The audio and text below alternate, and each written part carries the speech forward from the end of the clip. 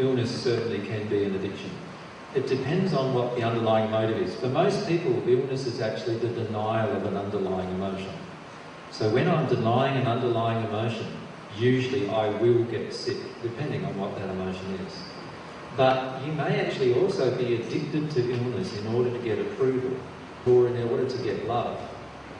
And if that's the case and we find ourselves getting sick over and over and over and over and over again, we need to look a lot more closely at how much we feel we're loved.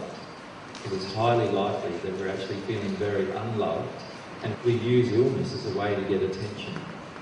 And you know that there are many people that doctors nowadays sometimes call hypochondriacs. They always seem to be sick, or they always seem to be worried about some kind of affliction. Well, creating an illness is an extension of that in some cases. So it can be a mixture of those two things. Look, whenever I get sick, the first thing I look at is my denials. Yeah.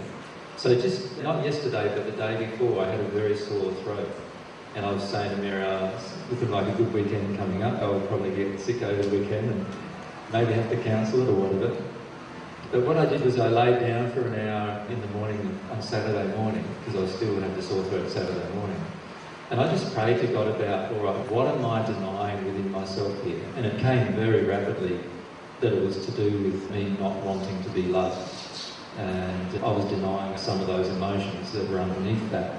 And when I just allowed myself even just to acknowledge that, my sore throat disappeared within a few minutes after that. So, and that's like, so yesterday I was fine with my throat. Does that make sense? Like, it's just a matter of acknowledging sometimes even that this is the